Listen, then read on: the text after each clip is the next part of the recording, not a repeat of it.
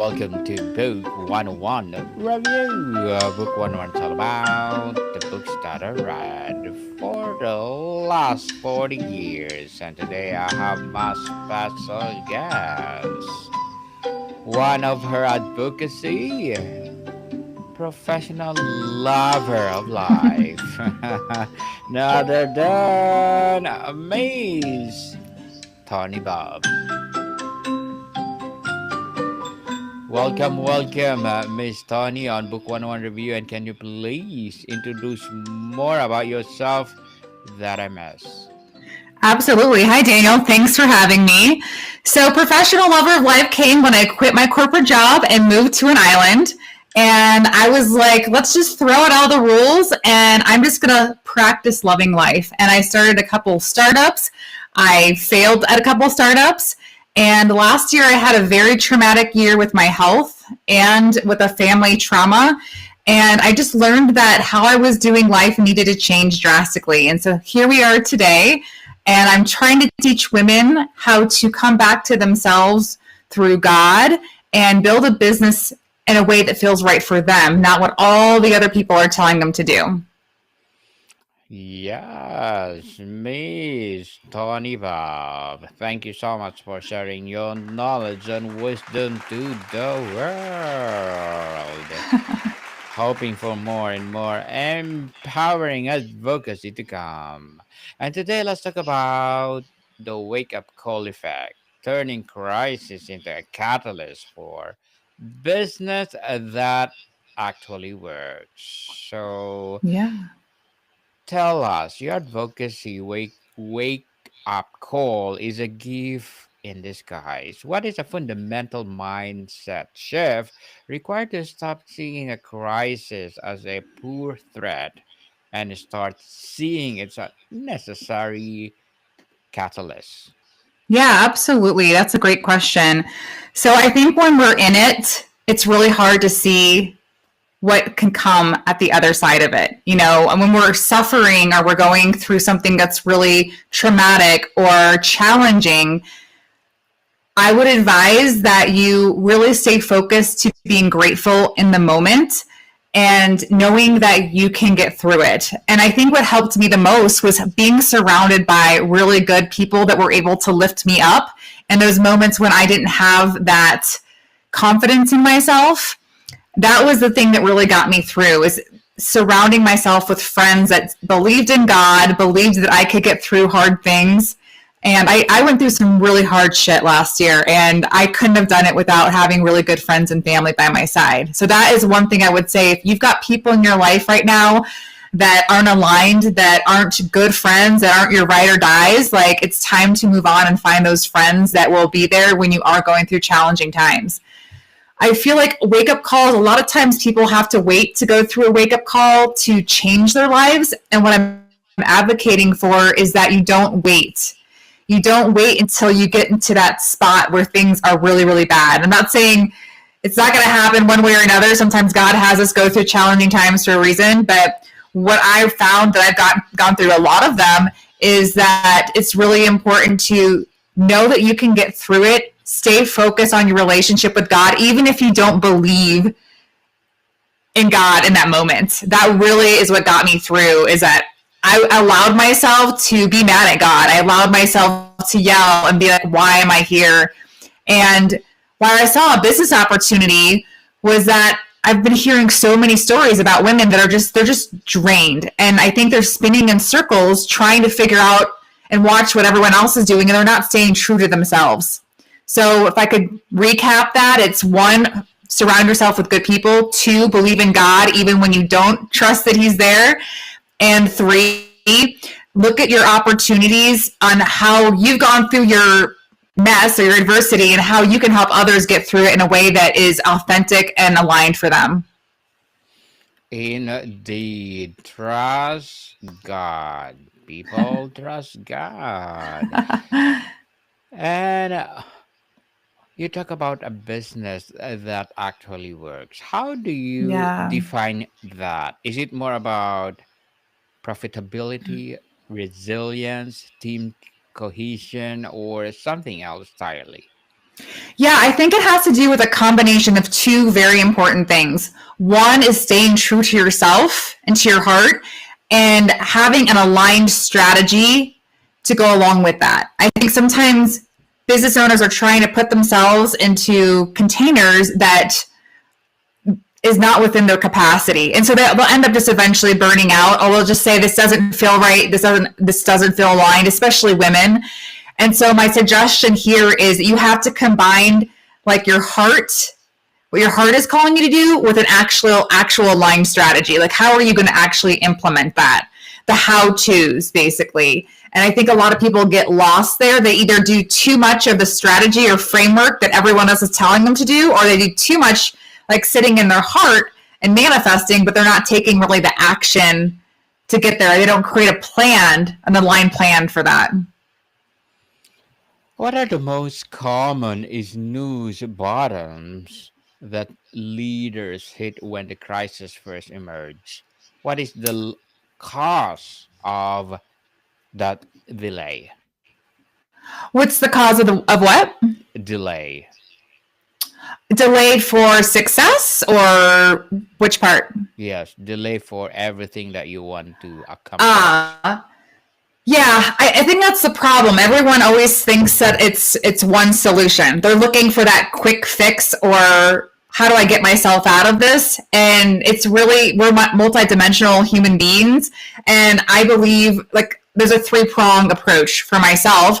Is one, prayer and reflection, two is mindset, and then three is the actual action to get there, and not 100% relying on yourself. I think a lot of times the delay is that they're only taking one approach. So maybe they're just taking the straight strategy approach, or they're just praying to God, hoping something's going to change, or they are trying to do all these different, they're hiring coaches, following all these programs, and nothing's helping.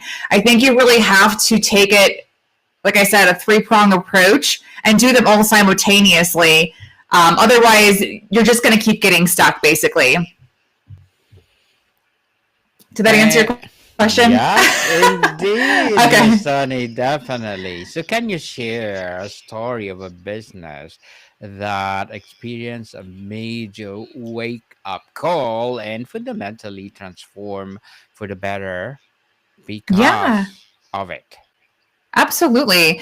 So one of my clients, her name is Lindsay Leahy. She's the founder of the Restoration Project, and she's had plenty of times where she's gone through transitions.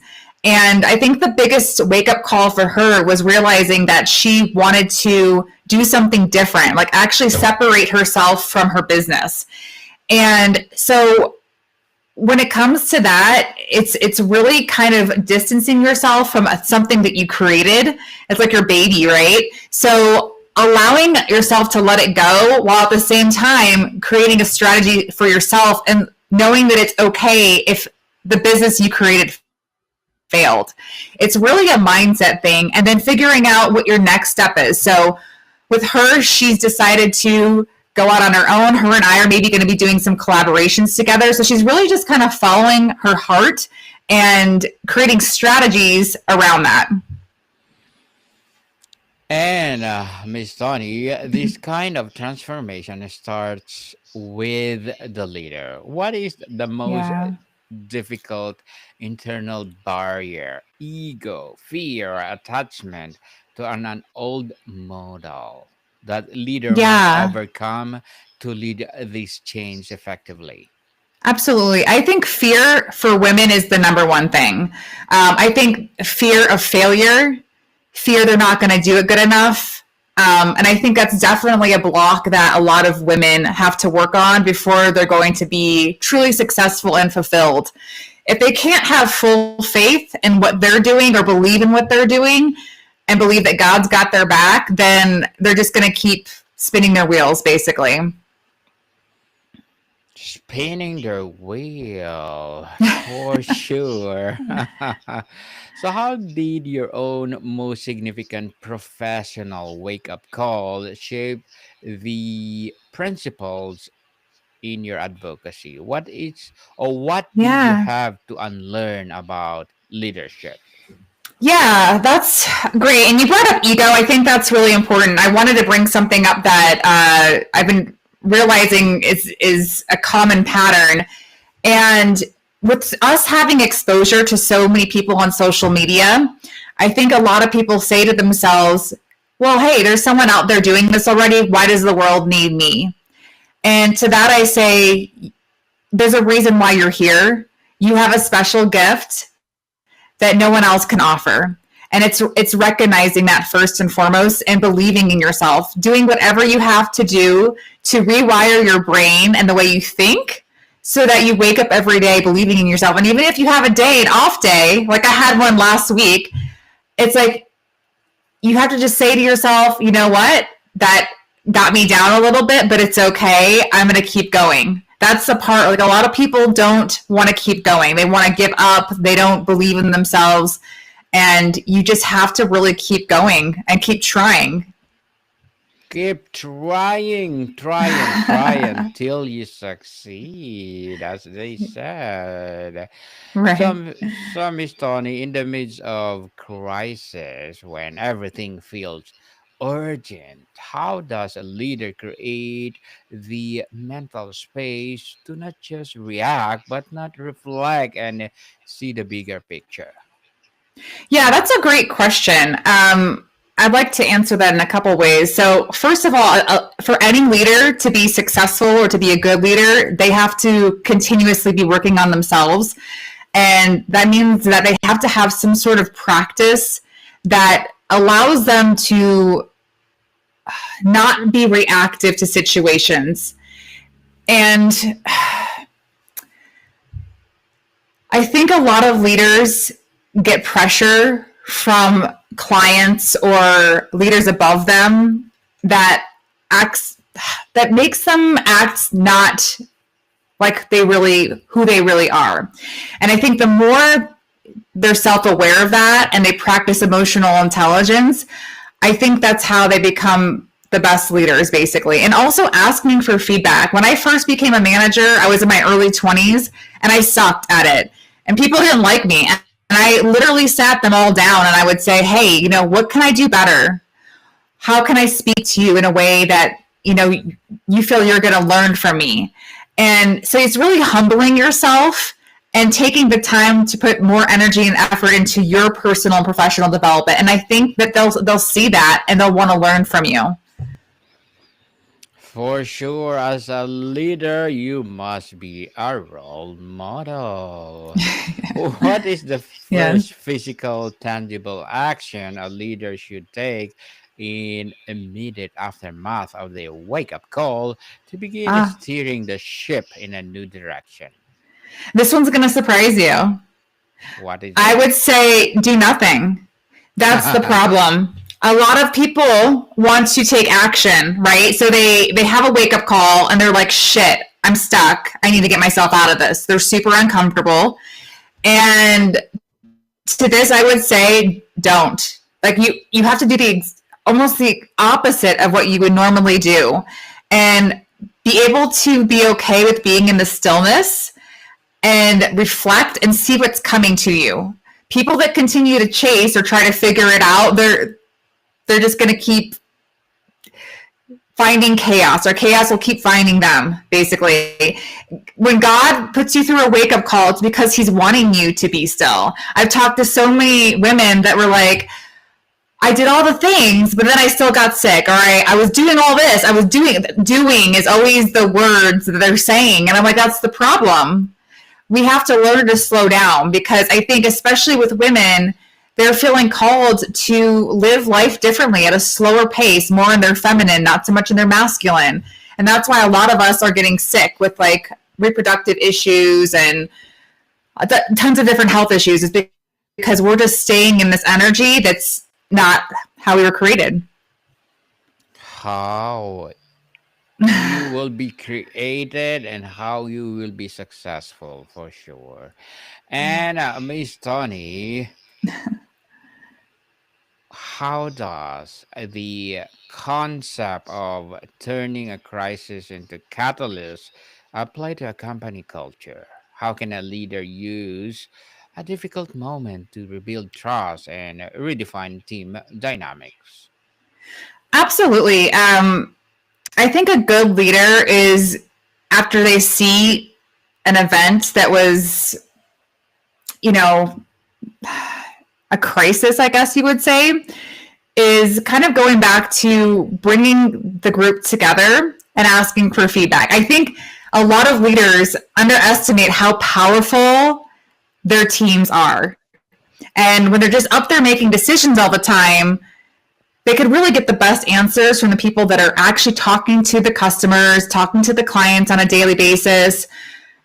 So not only doing that in a group setting, because I think a group setting creates this dynamic where one person says something and they feed off the other. And as long as that's mediated in a healthy way, like having an agenda and going through the different crisis items, getting feedback and asking for suggestions how to do it differently. But I also love the one-on-ones, because a lot of times things will come out in one-on-ones that people aren't comfortable sharing in a group setting. So doing that, and then having actionable steps towards fixing the problem. That's the other thing. A lot of companies will talk about fixing the problem, but they never create a plan to actually put it into place. So when you do that, it's also making sure that it's an achievable plan, right? Companies that try to do too much then overwhelm their employees, and then therefore nothing ever gets done. So to recap that, having a group discussion after the crisis, asking for feedback and suggestions on how to make it better, having one-on-ones, and then creating a crisis plan or a way to fix the problem with a short, achievable plan, like just nothing too complicated. Go through the process again and then get feedback after it happens again. That's what I would recommend. Okay, thank you for that recommendation, Miss Tony. So, as a professional lover of life, what are your short-term and long-term goals? My short-term goals are really just to get my story out and to inspire as many women as possible, to let them know that whatever they're feeling called in their heart to do, that it is possible. And that's what I want to help women with right now. My long-term goals are to create the Life Changer Foundation. So I want to be able to provide services and financial assistance to people that are going through really hard times in life and they just need a break from life. I think a lot of times people in general, not just women, just keep pushing through because they feel like they have to, or they don't have the money, or they have a family to support. And with the Life Changer Foundation, I want to be able to support them through that time so they can take the time to just rest and heal themselves. And I think that's really important. We don't really have many opportunities like that. Well, good luck to your goals, Miss Tony, and Thank you. looking forward for more success. And what will be your piece of advice for those people out there who want to be a professional lover of life? Yeah, I would say after a wake up call, many times you lose your joy in everything that you do, and try to find that first. Don't worry about your work. Don't worry about anything else. Like, find the joy in everything that you're doing, and that will spark the rest of what you're supposed to be doing. Like, go do something fun. Be creative. Find joy in stillness. It might drive you crazy at first, but try to find joy in just being and not doing. That would be my biggest advice for people post wake up call that are trying to figure out what to do. Yes, indeed. I like that advice, Miss Tony. And can you please recommend a book or books that influence your journey? Yes. So this one's called Even Mystics Have Bills to Pay. And what I loved about this book was it had a lot of biblical references, but a lot of times we hear we have to put God first, right? And it really gave a great explanation on the how to do that.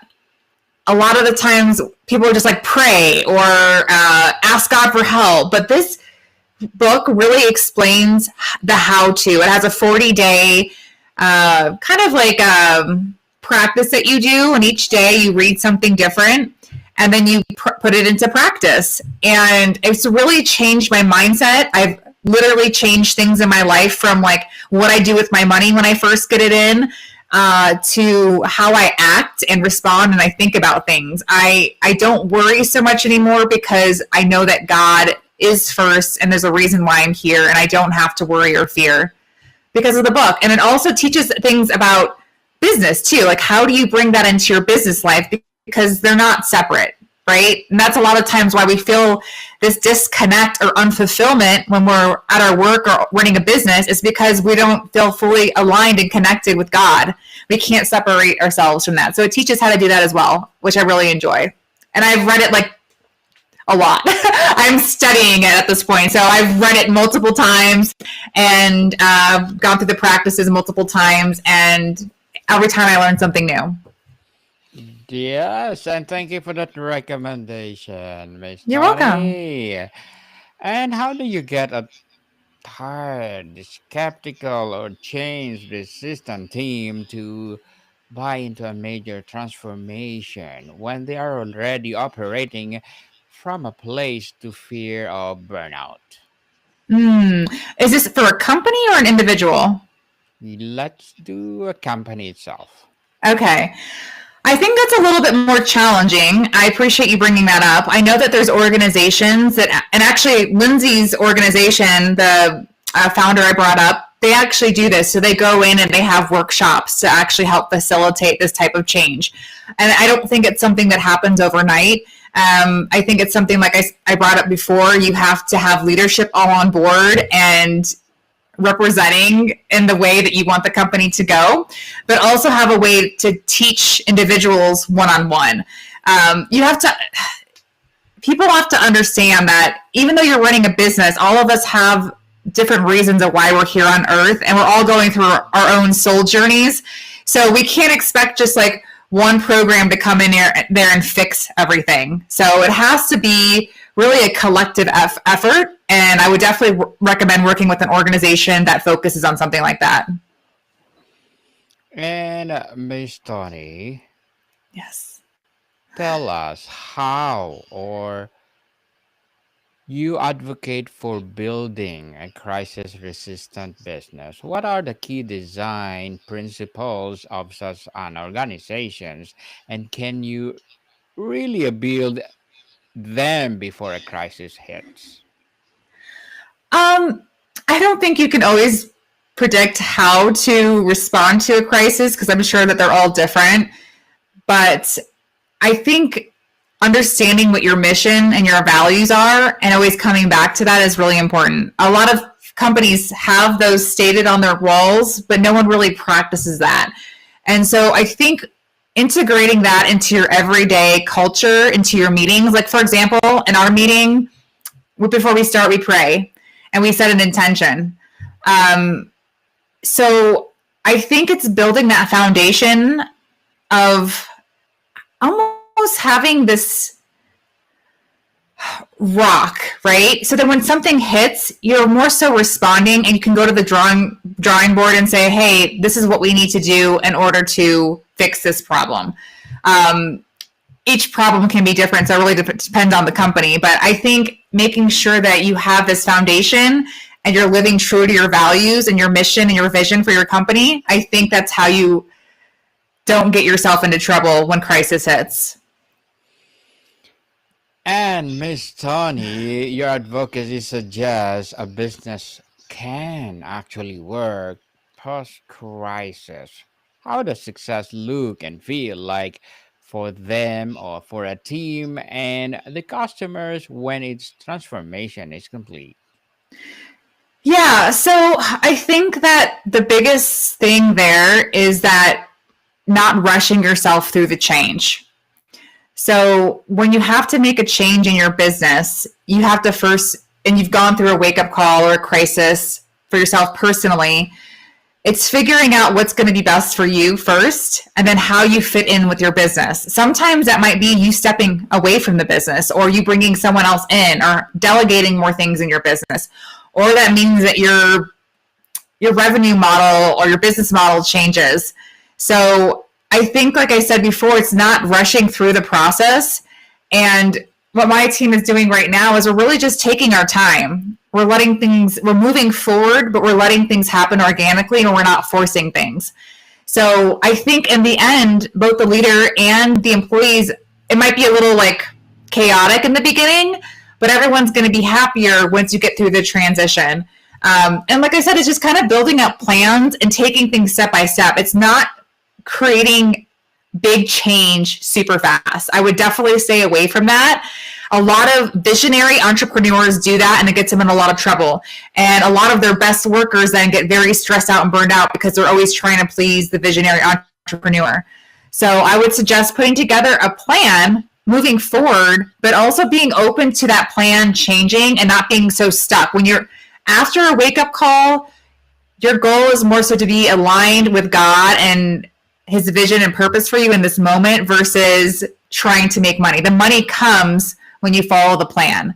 And then, like I said, having that strategy, but not creating this big, complex strategy, taking things step by step.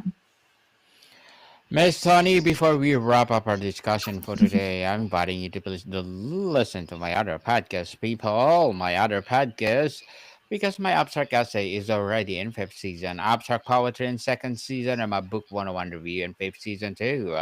Comedy 101 in second season, and my Food 101 in fifth season as well. Geography 101 in fourth season, and my Baby Podcast, Law 101 and Mental Health 101, Love Letters in third season, and Movie 101 review and Music 101 in fourth season, and Science 101 and Sex 101 in its first season. Please listen to them wherever you listen your podcast. So Miss Tony, tell us that in the last chapter of, let's say, your advocacy, what recommendation, what you can give to first timer in the company to be bigger, be bolder in their Mm. first operation?